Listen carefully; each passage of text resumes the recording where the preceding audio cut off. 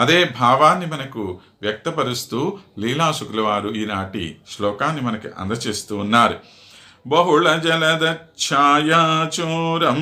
విలాసభరాలసం మదసి శిఖాలిలోత్తంసం మనోజ్ఞముఖాంబుజం కమపి కరుణా పంగోదగ్ర ప్రసన్న జగజ్జడం మధురిమపరి పకోద్రేకం వయం మృగయామహే.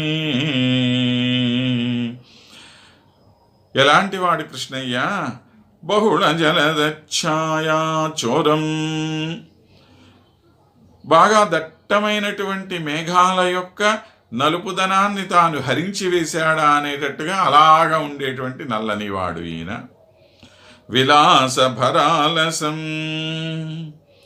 ఇక ఆ స్వామి శరీరమంతా కూడా ఒక సోయగమే. ఎంత సోయగమో చెప్పలేనంత సోయగం. ఆ సోయగం చేత కొద్దిగా ఒక్క రవ్వ వంపు వచ్చిందిట ఆయన శరీరంలో. అంటే కొద్దిగా ఇలా నడుము ఇట్లా ఉంచి ఇట్లా నుంచొని ఉంటాడు కదండి. కాబట్టి అలా ఆ వంపు ఎందుకు వచ్చిందయ్యా అంటే ఈ గొప్ప సౌందర్యం అంతా నిండిపోయి ఆ సౌందర్యంతో ఒక చిన్న వంపు వచ్చింది నా శరీరం. ఆ వంపే ఒక సౌందర్యం. మళ్ళా మదసికి శిఖాలిలోత్తంసం, ఇంకా ఆయనకి మాత్రమే ఒక స్పెషల్ ట్రేడ్ మార్క్ ఏమిటి? ఆ పైన ఉండేటువంటి నెమలి పింఛం. మనోజ్ఞముఖాంబుజం, మన మనస్సులన్నిటినీ కూడా హరించి వేసేటువంటి ఒక చక్కని ముఖార విందం.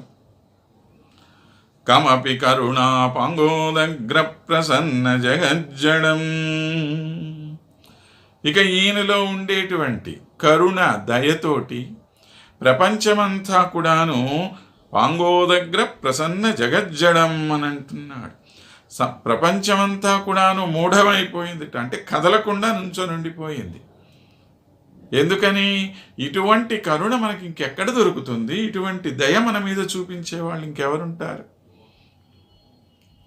కాబట్టి ఈయన్ని వదిలి మనం ముందుకే వెళ్ళకూడదు అని చెప్పి నిర్ణయం చేసుకున్నటువంటి సమస్త ప్రపంచము అలా నుంచోనుండిపోయి కృష్ణయ్య యొక్క సౌందర్యాన్ని ఇలా చూస్తూ ఉన్నాయట. ఆహాహా, ఎంత చక్కగా ఉన్నాడు మా స్వామి, ఎంత అందగాడయ్యా ఆయన, ఎంత మనోహరుడు అని చెప్పి ప్రపంచం మొత్తము కూడా ఆనందపడిపోతూ ఉన్నది. మధురిమ పరిపాకోద్రేకం అన్నాడు. సౌందర్యం యొక్క గొప్ప ఏమంటాము పరిపాకం అంటే దాని యొక్క సౌందర్యం యొక్క ఒక చివర అంతం ఏదైతే ఉందో, దాని పరిణామం ఏదైతే ఉందో, ఆ పరిణామం ఇదిగో ఇలానే ఉంటుంది. అంటే మూర్తీభవించినటువంటి సౌందర్యం అంటామే మనం. అలాంటి సౌందర్యానికి కనుక ఒక మూర్తి, ఒక ఆకారం కనుక ఇస్తే ఎంత అందంగా ఉంటుందో అంత గొప్ప అందంగా ఉండేటువంటి వాడు ఈయన. అలాంటి ఆయన్ని వయం మృగయామహే, అలాంటి కృష్ణుడి కోసం మేము చూస్తున్నామండి. ఎప్పుడు వస్తాడో మా స్వామి మా ముందుకి, ఆయన ఎప్పుడు మాకు దర్శనమిస్తాడో, ఈ కళ్ళతో మేము ఎప్పుడు ఆ స్వామిని వీక్షించి మమ్మల్ని మేము మైమరిచిపోతాము. అటువంటి భాగ్యానికి మనందరం కూడా నోచుకోవాలి అని చెప్పి ఆకాంక్షిస్తున్నటువంటి మన లీలాశకులు మనందరినీ కూడాను తనతో తీసుకొని ప్రయాణాన్ని ముందుకు కొనసాగిస్తూ ఉన్నారు. స్వస్తి.